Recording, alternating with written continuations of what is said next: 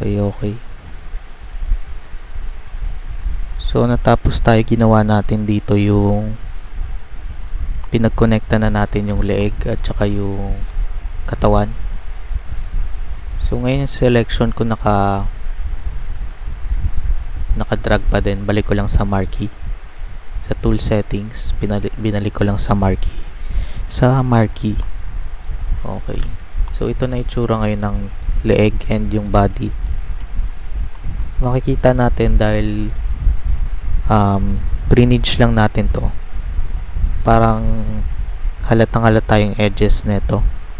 Gagawin mo lang dito, select mo yung model, then mesh display, tapos soften edges.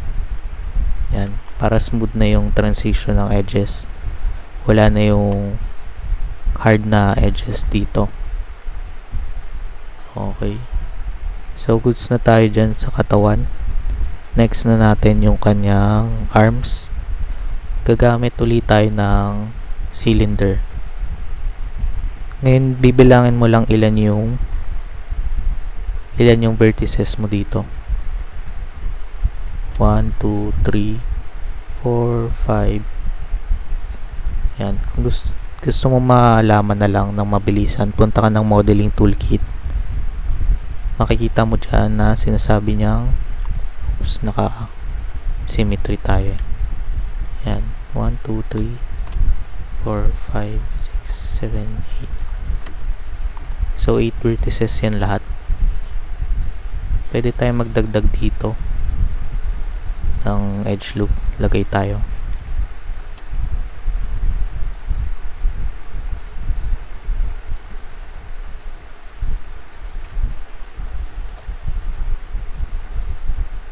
Yan. So, kung titingnan natin siya, meron na tayong 11. Oops, 12 dapat yan. Yan, 12 na vertices. So, ang gagawin natin, yung ating cylinder na ilalagay, kailangan 12 din yung vertices niya. Tingnan natin. Vertex. Yan. Ulitin ko Una, first step. So, diba nagawa na natin tong butas? Meron na siyang 12 na vertices kada isang butas. Yan. 12 na siya.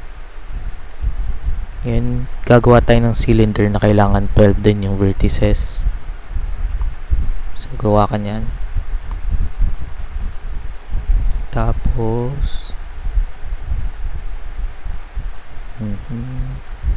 dito sa channel box, tapos inputs, papalitan mo lang ng 12 yung subdivisions axis. Okay, so nasundan yun. Dito natin, gawa ka ng cylinder sa channel box, inputs, subdivision axis, papalitan mo lang ng 12. Yan. Then pwede mo na siyang i-rotate.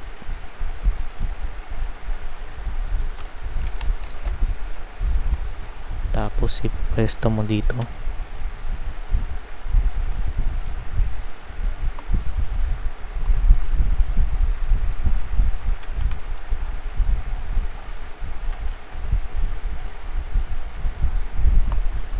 So, katulad lang din dun sa ayusin ko lang yan. Yan.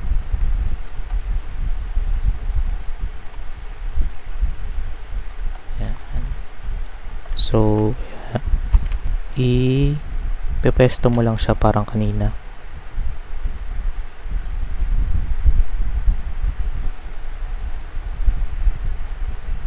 Yan, pwede mong i-click yung X-ray para kita mo yung sketch mo sa likod.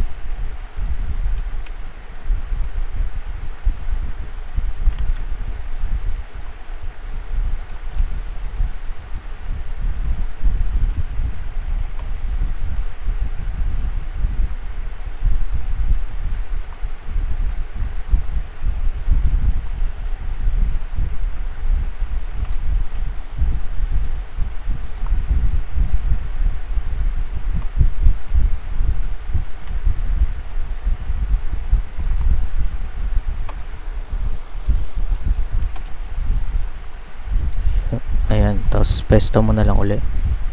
Lagyan mong edge loop dito. Tapos yan. Tapos ipepesto mo na lang.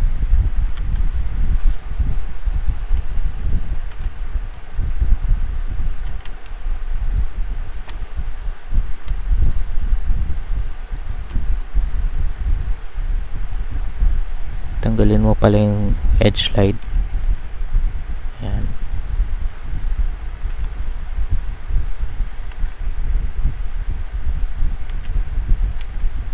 So, yan. Pesto mo lang yung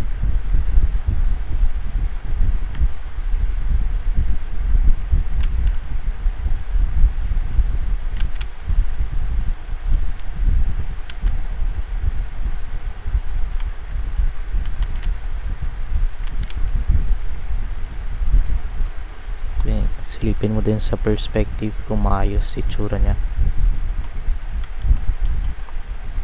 Lalagay tayo ng edge loop sa mga joints kung saan merong mga nagaganap na folds. Lalagay ka ng edge loop sa gilid niya. So kumbaga tatlo yung edge loop mo. Ito yung pinaka joint talaga, or yung edge loop. Then maglagay ka ng tikisa sa tabi para maayos yung fold niya kapag nirig mo na. Okay, so yun yung guideline kapag sa mga may joints ka maglalagay ng edge loop. So tigta tatlo talaga.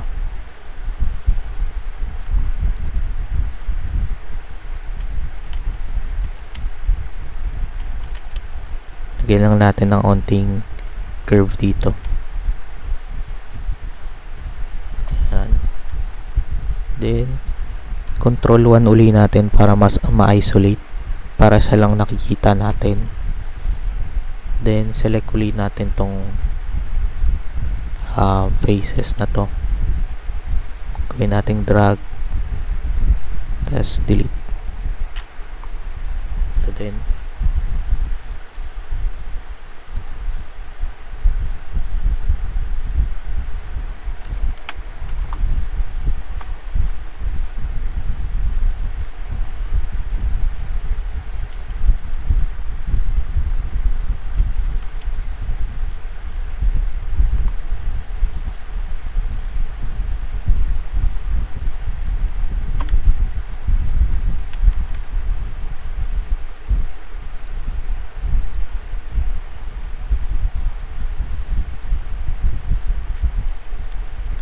Okay.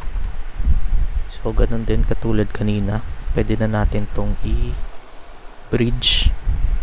Gagawin mo lang, select mo yung dalawang mesh. Select mo yung arms, select mo yung body, then mesh. Combine. Alright. Tapos select mo yung edges nila. Una yung edge loop na itong arms. Tapos itong edge loop na itong body. Then mesh, bridge. Okay. So ayan, napag-connecta mo na yung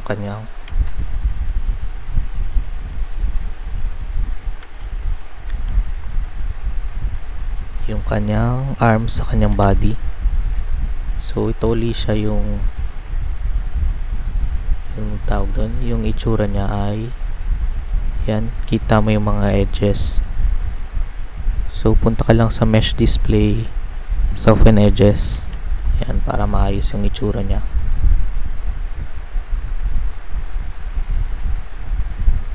Tapos lagyan mo lang ng edge loop. Tapos pwede na nating select yung edge loop, edit edge flow, para umayos yung transition.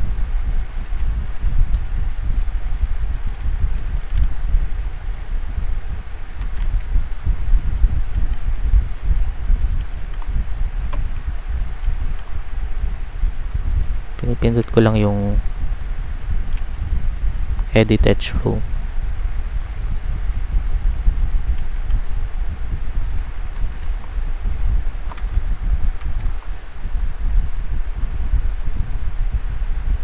Ayan, all goods na yung ating. Lagyan ulit natin ng edit edge flow, shift edit edge flow. Ayan.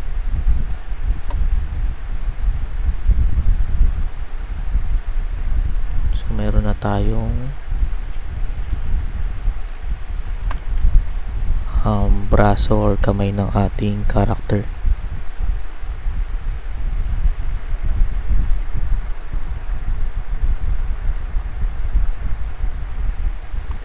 Hotkey ng edit edge flow. So sa umpisa, ito siya. Shift right click mo lang, tapos wait lang. Punta ka ng edges pala muna. Tapos shift right click edit edge flow. So kapag nagawa mo na yan one time, kapag may ulitin mo siya, letter G na lang pipindutin mo. So ganun siya. So yung letter G na hotkey, yun yung ulitin mo yung mga tools na huli mong ginamit. Halimbawa ito, duplicate natin to. Pag pinindot ko yung letter G, oops, to double click, gamit tayo ng ibang tool. Extrude na lang, face, tapos extrude, control E. Yan. Kung gusto kong mag-extrude uli, imbis na control E yung pipindutin ko, letter G na lang. Yan. So ang ginagawa ng hotkey na letter G, uulitin niya kung ano yung huli mong ginamit na tool. So dun sa case kanina ng edit edge flow, una sinelect yung edges, then shift right click edit edge flow, then kung uulitin ko siya, ito na lang, G na lang pipindutin ko. So yung hotkey na letter G, gumagana yun sa lahat ng tools. Kung ano yung huli mong tool na ginamit, yun yung kanyang uulitin. Alright. So tapos na tayo sa isang bahagi ng kanyang kamay, pero ayaw naman nating ulitin. Gumawa pa tayo ng isa pang cylinder dito, tapos ulitin natin yung ginawa natin sa kabila. Nakakatamad na gawin yun. So ang gagawin natin, i-mirror na lang natin to sa kabila. Para magawa yun, select mo yung itong body ng character mo, punta ka ng front view mo, shift control 1 pala, control 1. Yan, para nandito tayo sa ating, oops,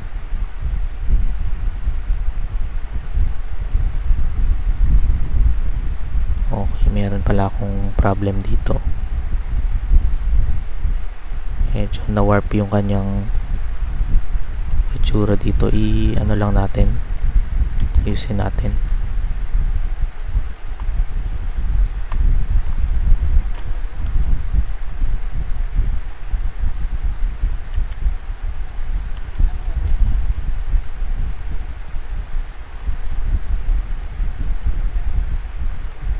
Control C ko lang, makikita mo ayan na parang na-warp siya. So ginawa ko, re-rotate ko lang.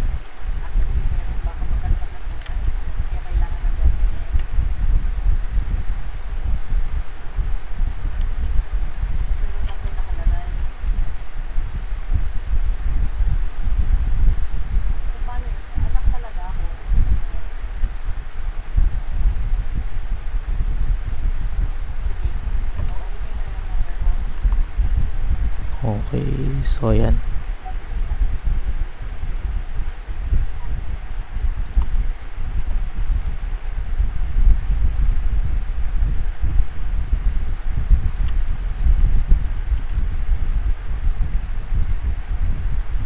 So, pwede na yan. Ngayon, i-delete natin tong side na to, yung walang kamay. So faces, select mo, then delete. Ngayon punta tayo ng vertices, select natin lahat ng vertices na to, then scale natin yan para mag-straighten siya. So pag titingnan mo siya ng perspective view, yan, straight lahat ng edges na to. Okay, ulitin natin para masundan nyo. So unang step, ayan, mula dito sa ating model, ayan siya, pupunta tayo ng faces, delete natin yung side na yan, yung walang kamay, then delete. Then pupunta tayo ng vertices, select natin to lahat ng vertex na to, then i-scale natin, i-straight natin.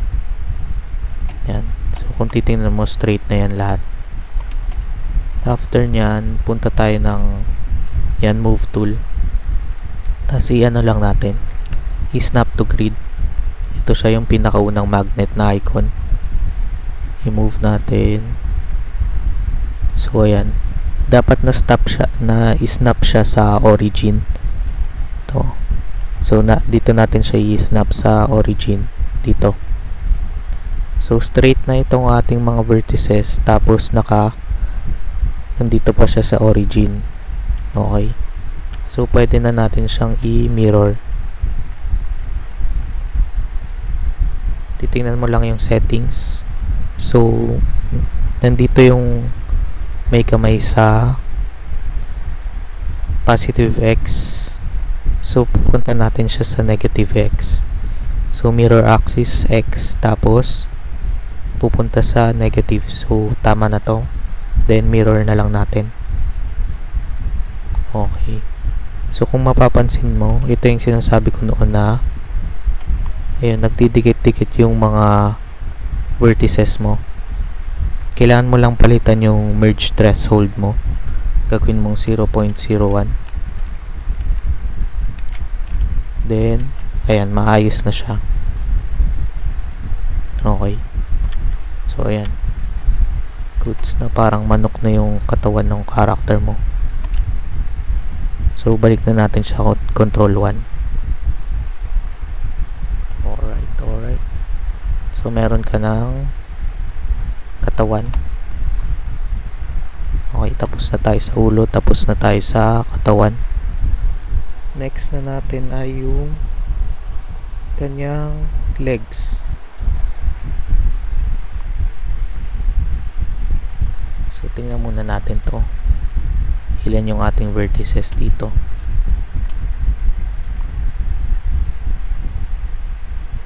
So meron tayong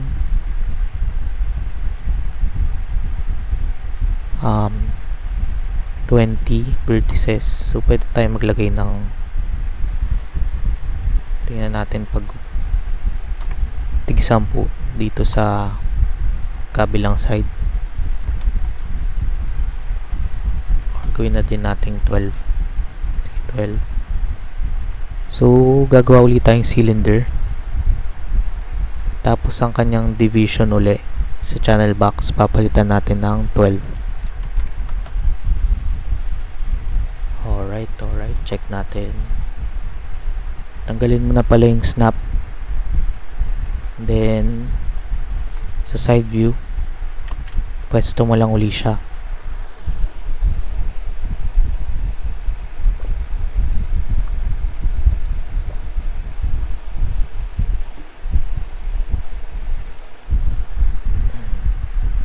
Pa-type daily grind kung nasusundan pa.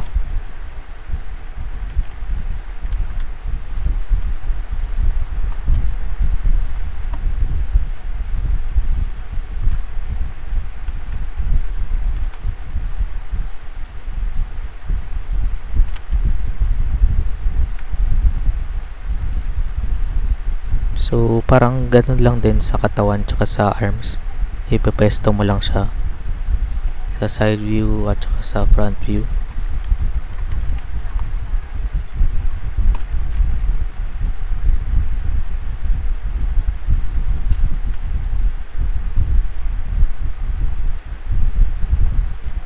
So lagay tayo ng yan,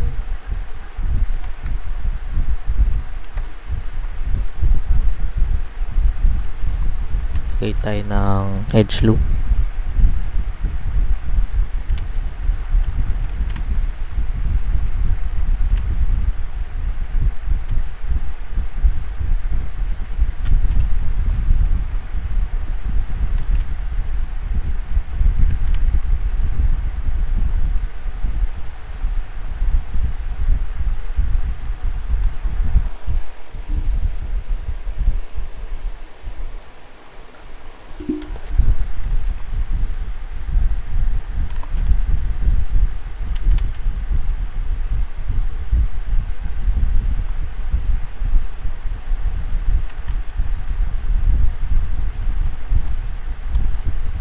So kung mapapansin nyo, hindi ko sinagad dito hanggang sa taas kasi may gagawin tayo dyan mamaya. Dito lang talaga sa may hita or sa legs yung ilalagay natin. Silipin natin sa mga ibang views. So sa ngayon, goods na yan. So next step ay delete natin ulit ito face, tapos gamitin natin yung drag para mas madali.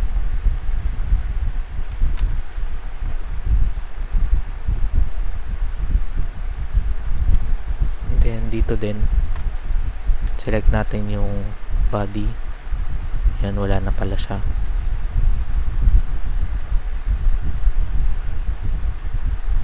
So dito unang step, select natin itong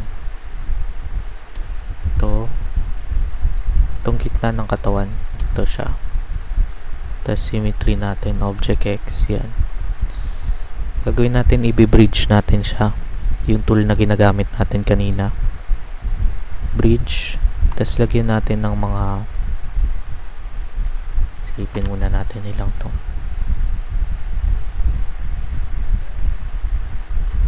Lagyan natin ng dalawang pagitan.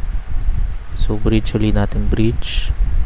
Then lalagyan natin siya ng 2 divisions. Okay, test natin.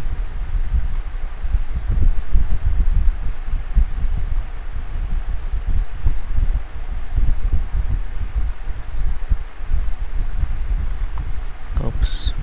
Last one ulitin natin. So select natin ulit itong sa harap na part and sa likod na part. Okay, then bridge natin. Tapos imbis na 0, gagawin natin 3 yung kanyang divisions. Okay, so swak na yan. Gagawin natin, select natin tong edge. Lagyan natin ng soft selection.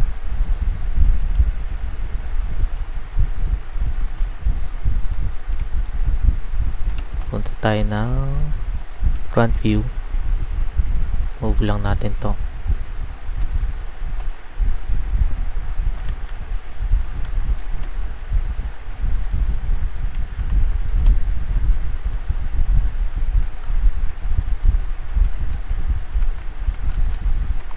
Ito natin.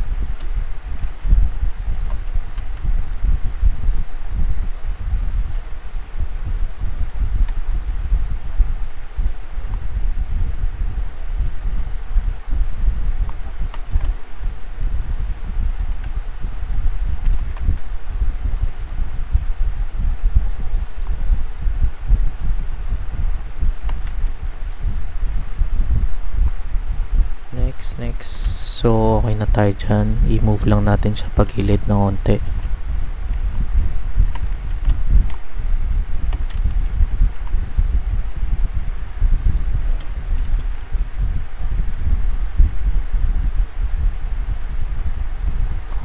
Alright. So yan, parang gumawa ka ng diapers ng character mo. Okay. So kung nasusundan mo yung discussion simula kanina, alam mo na yung next step dito. Okay, so gagawin mo lang, select mo tong body, select mo yung legs, tapos mesh. Okay, combine. Select natin yung mga edges. Select mo tong isa pa. Tapos, bibridge mo na lang siya. Alright. So, ayun, nakagawa ka na ng legs niya. So, ayusin mo na lang yung edge loop niyan. Select mo tong edge loop na to. Tapos, edit edge flow. Yan, para si Maya na bahala sa'yo. Gawa tayo ng edge loop dito. Tapos, edit edge flow natin to.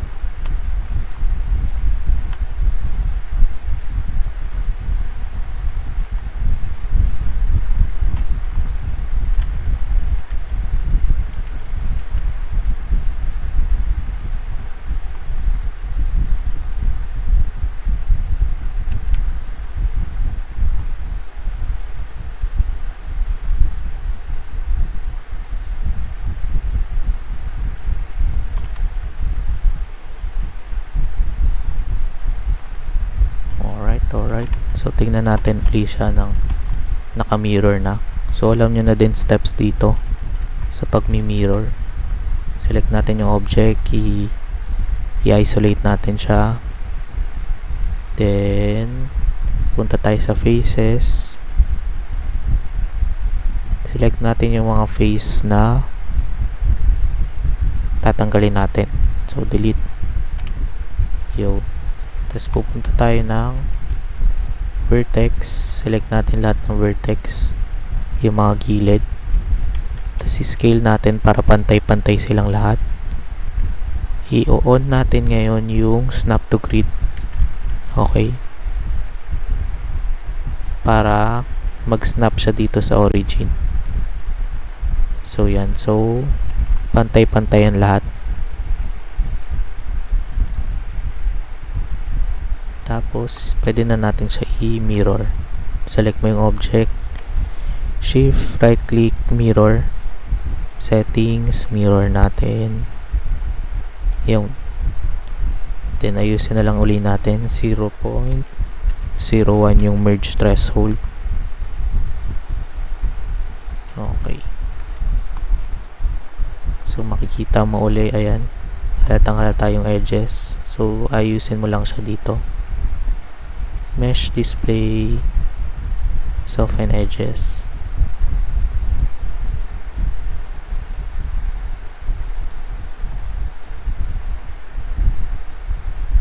Yun. So, ayusin mo na lang to.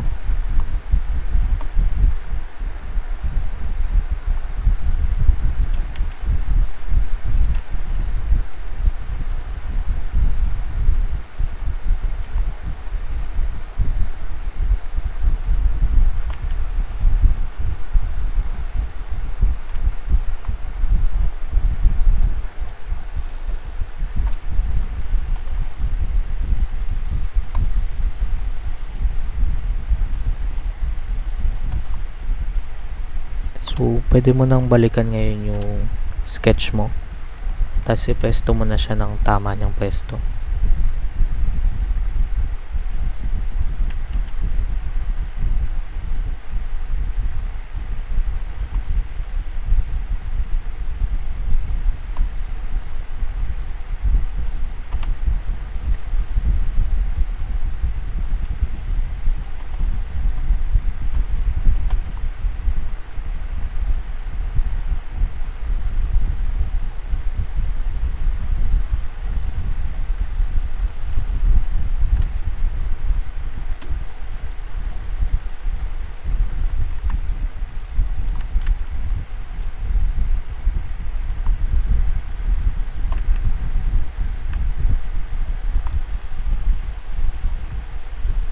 Alright. Tapos, lagyan mo na lang ng edge loop dito, tig-isa, since join to dito. So, insert edge loop. Yan. Okay. Silipin natin ng naka number 3. So, nabubuo na yung ating katawan ng character natin. Meron na siyang yan. Kompleto na yung kanyang arms tsaka legs, yung katawan. kulang na lang yung kanyang kamay at saka paa. Okay. So, dito muna tayo sa ating paa. So, select natin yung faces ng paa. Dito hindi natin i-delete yung kanyang paa. Yung faces dito, ang gagawin natin ay siselect natin sila. So, faces, select natin lahat. Then, extrude natin.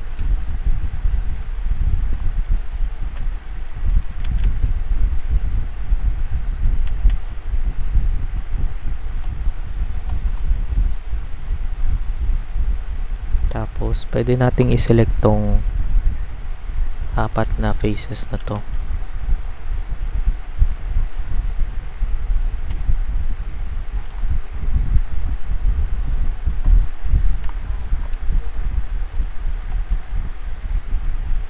Then, extrude natin ng konti. Tapos, i-extrude na natin siya.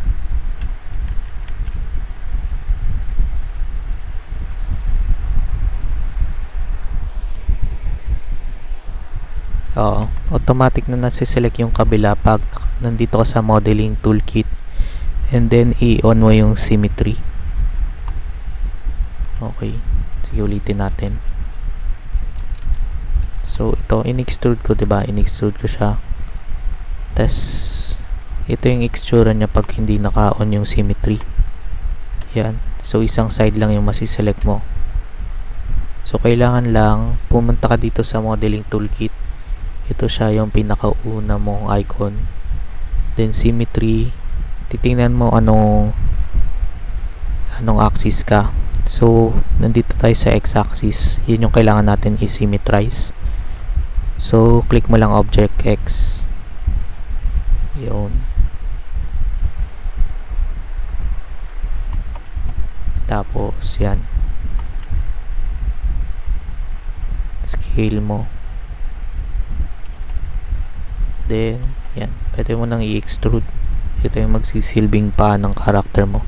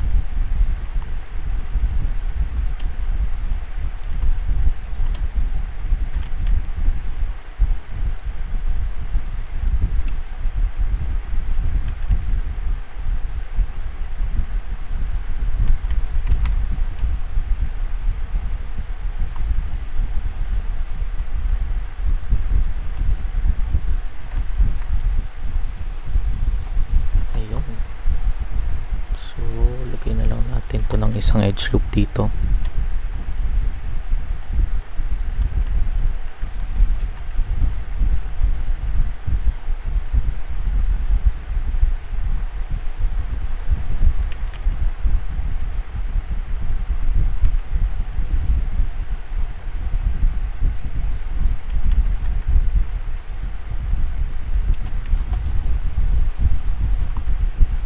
Tapos ito ayusin natin.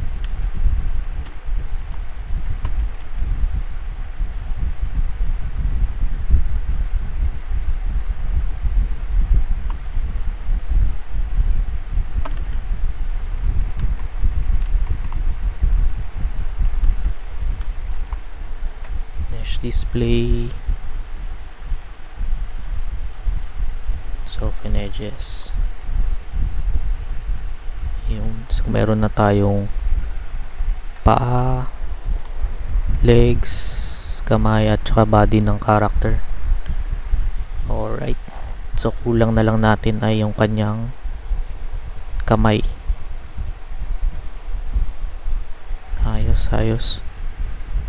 Pa-type AirPods kung nasusundan pa.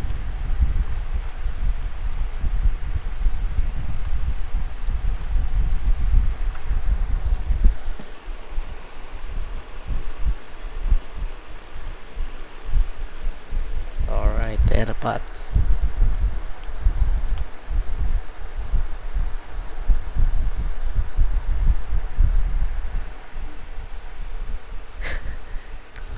Goods. So, sige, tuloy natin sa kamay.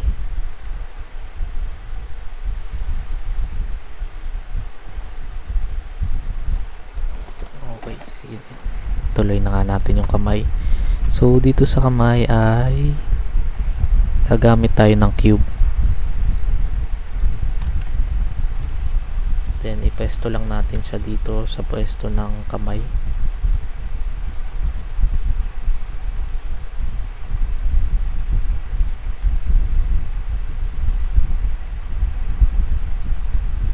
Silipin mo din sa kabilang side. And then, silipin ko nga kung naka-record. Mic test. Ayan, naka-record naman.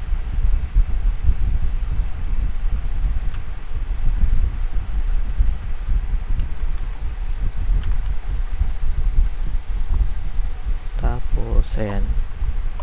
Scale down mo. So, isakto mo yung lapad niya na parang kamay ng tao. Tingnan mo din sa top view.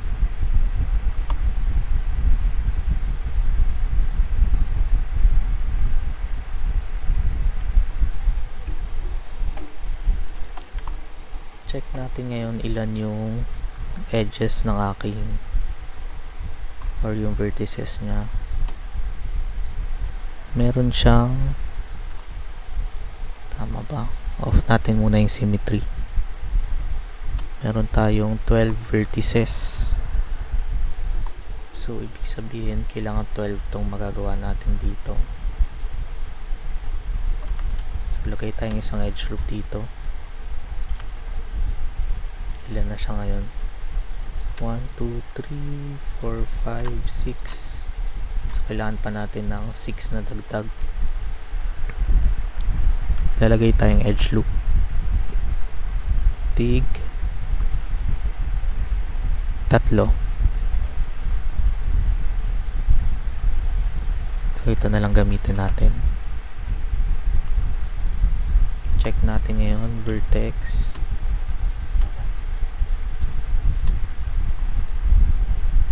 Isolate natin. Delete natin tong mga to.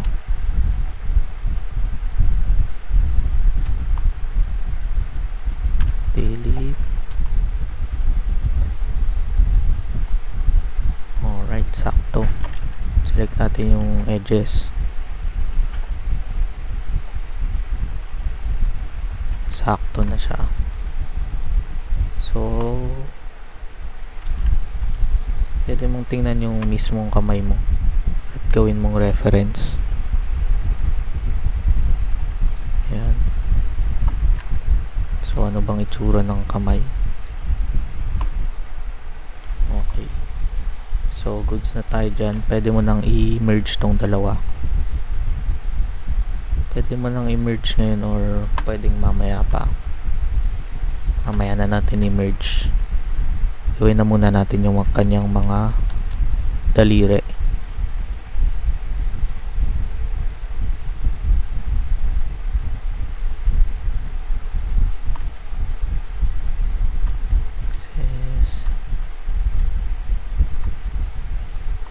Ito muna. Sumobra to. Ayan. So, ito munang 4 na to. Extrude natin isa-isa. Extrude.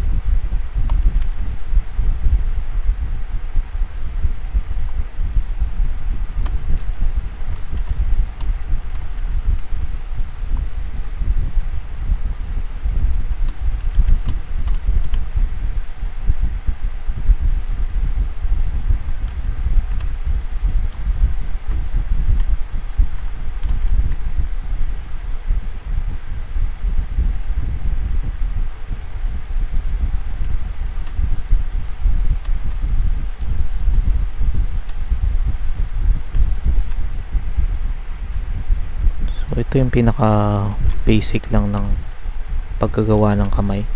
Pwede kayo mag-test ng mga ibang ways pa. Dinedemo ko lang sa inyo para makagawa tayo ng from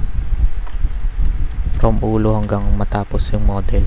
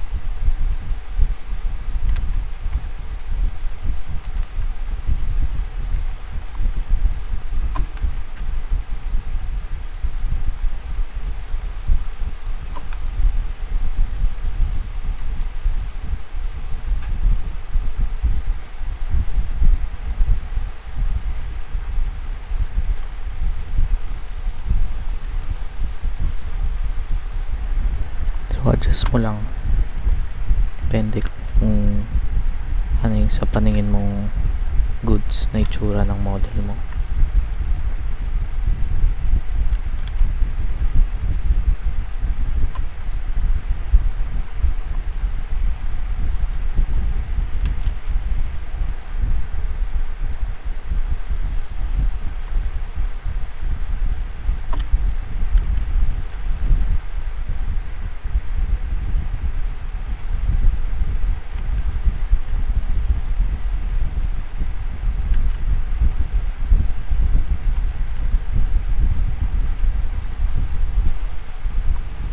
Pwede na yan, sample pa lang naman.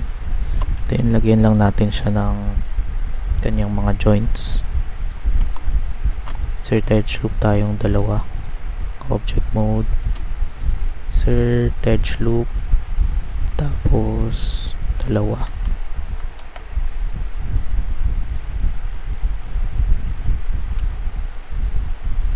Okay.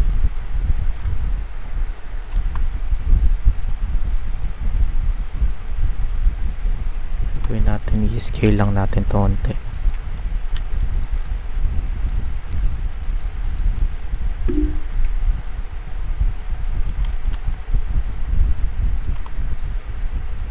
Then ito, scale down natin.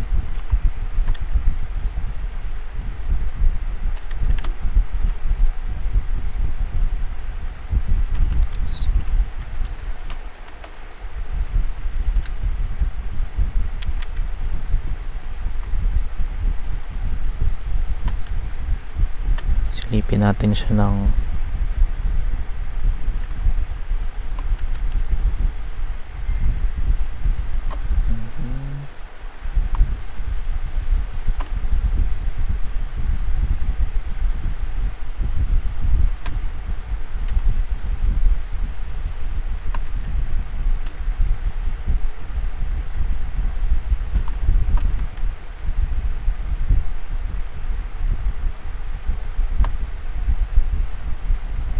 so adjust mo lang.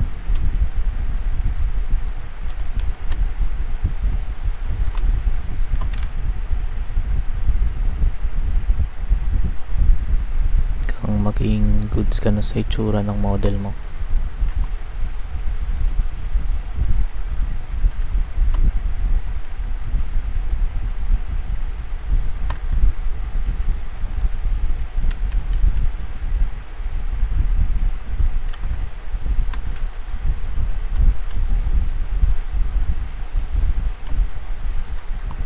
Kapag okay ka na dyan, pwede mo na yan i-bridge ulit.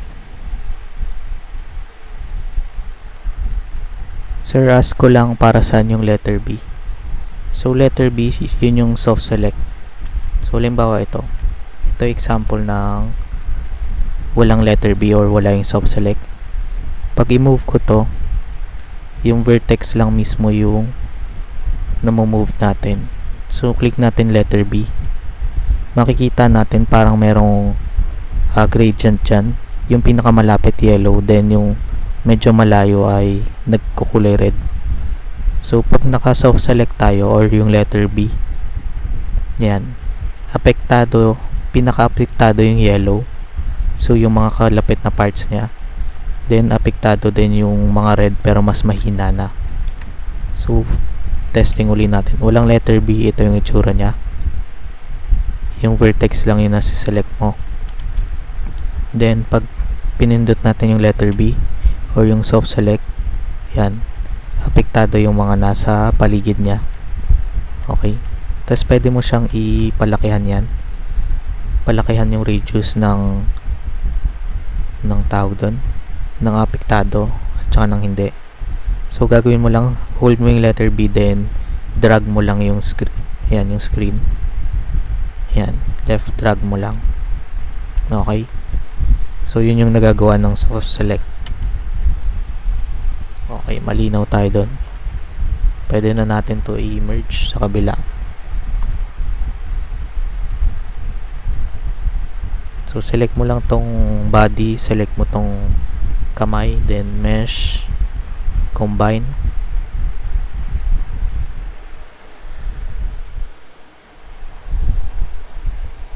Oops. Not loading. Oops. Pindot natin yung type mesh. Delete ko lang to. Alright. So, na-merge mo na silang dalawa. Pwede mo na siyang i-edge. Bridge mo lang silang dalawa. Modeling toolkit, bridge. So, ang pinaka tawag dito, guideline dito sa pagbi-bridge, kailangan parehas ng number ng edges yung isang object sa isang object para makapag-bridge sila. Okay. So, pwede na natin to gamitan ng edit edge flow para umayos yung kanyang itsura.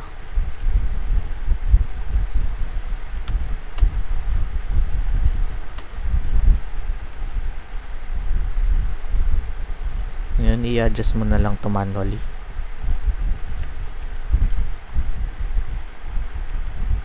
Gamit tayo ng edge slide.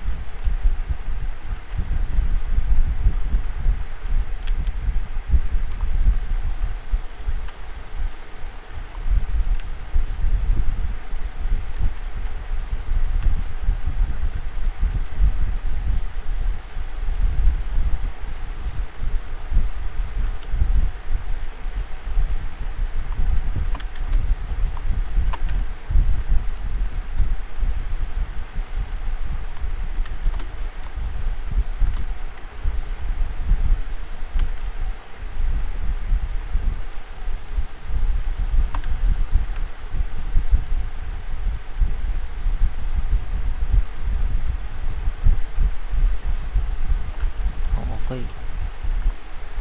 So, mesh display uli. Soften edges.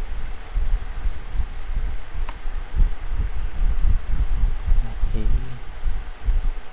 Pwede mo itong i-use na konti.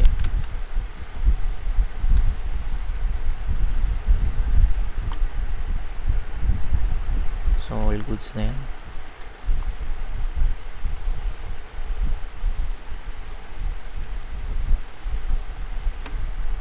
Isin ko lang to.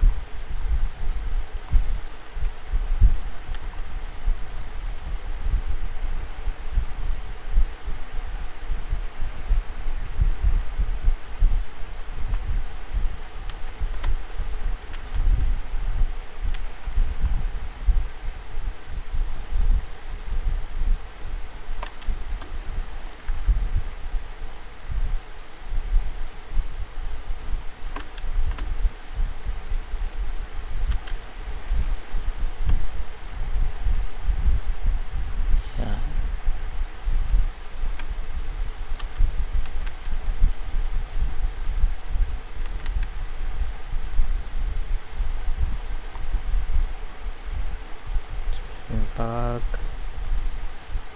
yan, natapos mo nang i-adjust yung model mo, tulad kanina, pwede mo na uli siyang i-symmetry. Delete mo lang yung, ayusin lang natin siya, silipin natin yung sketch na talaga, then select natin tong mga vertices niya, move natin ng konti.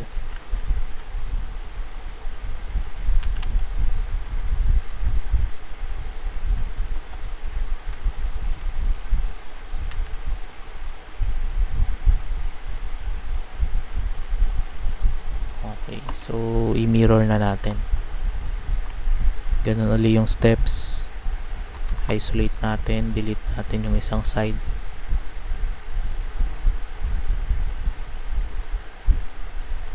Delete, then mirror. And sa negative X natin ipupunta yung merge threshold, papalitan natin 0.01 and all goods na. Ayan. So meron na tayong buong katawan ng character natin, pati yung kanyang ulo. Okay, so dun ko na muna tatapusin yung lesson. Kung may katanungan kayo, pwede kayong magtanong pa. Pa-type ballpen kung nasundan lahat yun.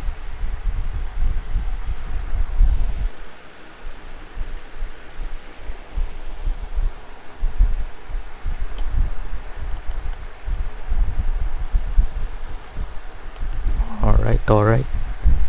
Next meeting, ituloy natin siya sa paglagay na ng damit ng character natin. Okay, pero doon na muna natin tapusin. Kung wala nang katanungan ay yun. Salamat at paalam na sa ngayon. Alright.